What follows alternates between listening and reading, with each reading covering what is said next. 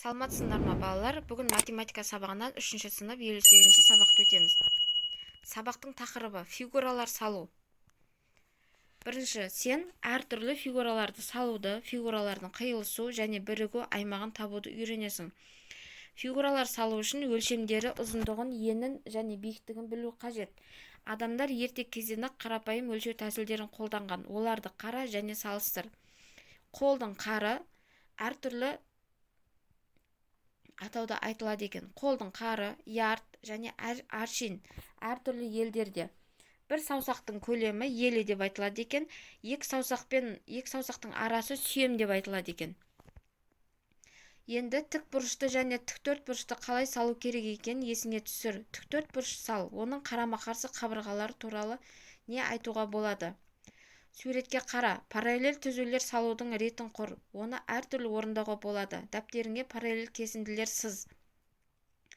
Айналаңнан параллель түзулерге мысал бола алатын заттарды тап. Қиылыспайтын түзулер параллель түзулер деп аталады. Параллель түзулер бойындағы кесінділер де өзара параллель болады. Параллель кесінділер әр нүктеде бір-бірінен тең қашықтықта орналасады. Яғни параллель деп отырғанымыз мына қашықтық және мына қашықтық. Тіктөрт бұрыш шықты, иә? Бір-біріне қиылыспайтын деген сөз. Егерде біздің сызбамыз осылай қиылысатын болса, бұл параллельге жатпайды. Бір-бірінің үстінен өтетін болса, осылай өтетін болса, ол параллельге жатпайды. Бір-біріне қиылыспайтын, бір сызықтың бойында жатқан екі сызықты параллель деп айтамыз. Екеуі бір-біріне параллель. Қиылыспайды. Және осылай түскендер параллель болады. Бірдей қашықтықта бөлініп отырады екен, осылай. Келесі тапсырма. Өзің салған тіктөрт бұрыштың бір бұрышынан радиусы осы тіктөрт бұрыштың еніне тең болатын шеңбер сыз. Фигуралардың қиылысу аймағын боя. Олардың бірігу аймағы не болады? Бірінші тіктөрт бұрыш сызамыз. Мынау тіктөрт бұрыш. Және осының бұрышынан, мына бұрышынан алып шеңбер сызамыз. Циркульді қолданамыз бұл жерде, шеңбер сызамыз. Екеуінің қиылысқан бұрышын боя. Екеуінің қиылысқан бұрышы мына көк бояп қойған. Екінші тапсырма. Қағаздың ортасына ұзындығы 5 см болатын АБ кесіндісі 5 см болатын. Сыз А нүктесінен радиусы 4 см болатын. Мына жер 4 см болатын. Ал Б нүктесіне радиусы 2 см болатын. Мына Б-ның радиусы 2 см болатын шеңбер сыз. Фигуралардың қиылысу аймағын боя. Екі фигураның қиылысу аймағы мына жер. Осы жерді боя дейді сіздерге. Осылай жазып аламыз. Келесі тапсырма. Өрнектерді баған түрінде жаз және есепте. Бұл өте оңай.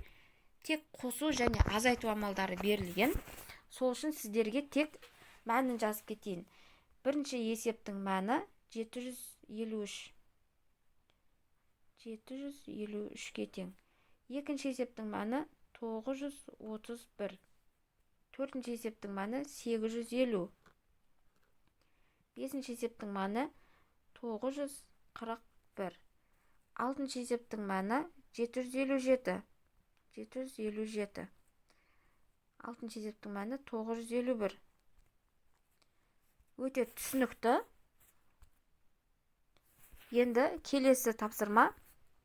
Фигуралардың қабырғаларының ұзындығын есепте. Олардың периметр мен ауданын тап. Периметрін табу үшін ұзындығы мен енін бір-біріне көбейтеміз. Ауданның формуласы, ауданның табу формуласы, периметр табу формуласы. Ұзындығы және енін бір-біріне қосып екіге көбейтеміз. Бірінші тіктөрт бұрыштың шыққан мәні, ауданы 8 метр квадрат, периметр 18 см. Екінші тіктөрт бұрыштың ауданы 6 см квадрат, периметрі 10 см. Мына үшінші шаршының шарты, мәні. Бұл жерде шаршының барлық қабырғалары тең болады. Яғни 3-ті 3-ке көбейтеміз. 9 см квадрат ауданы. Енді периметрі 3-ті 3-ке қосамыз 6, 6-ны 2-ке көбейтеміз 12. Бұл жерде кітаптағы дәл осылай көшіріп алсаңыздар болады. Кітаптағыны линейкамен өлшеп жазылған. Енді шартты есеп. Ербол сымды әрқайсысы 3 сантиметрден 6 қабырғасы бар фигура шығатындай етіп майыстырды. Бұл фигураны қалай атауға болады? Фигураның периметрін тап. 6 бұрышты. Әрқайсысы 3 сантиметрден 3 сантиметр 3 сантиметр 3 сантиметр 3 мына жағында 3 сантиметр. Осыны 6-ға көбейтеміз. 3-ті 6-ға көбейтеміз. Сол кезде біздің периметріміз жалпы осы 6 бұрыштың ұзындығы 18 сантиметрге тең болды. Енді осы сымнан тік төртбұрыш жасауға бола ма? Ұзындығы дәл осындай сымды алып тексеріп көр. Тік төртбұрыш. Бұның периметрін табу үшін ені 2 сантиметр болуы мүмкін, ұзындығы 7 сантиметр болуы мүмкін. Немесе 6 сантиметр болуы мүмкін, немесе ені 3 сантиметр болуы мүмкін. Бізге 18 сантиметр шығуы керек. Жалпы тік төртбұрыштың ұзындығы. Келесі, тағы да қандай фигуралар жасауға болады? Олардың периметрлі қаншаға тең болуы мүмкін? Тағы да бізге 3 бұрыш жасауға болады екен. 3 бұрыш, міне. 3 бұрыш 6 сантиметрден 6 сантиметр, 6 сантиметр, 6 сантиметр. Яғни осы 6-ны 3-ке көбейтеміз 3 бұрышқа. Сол кезде жалпы 18 сантиметр шығу керек екен.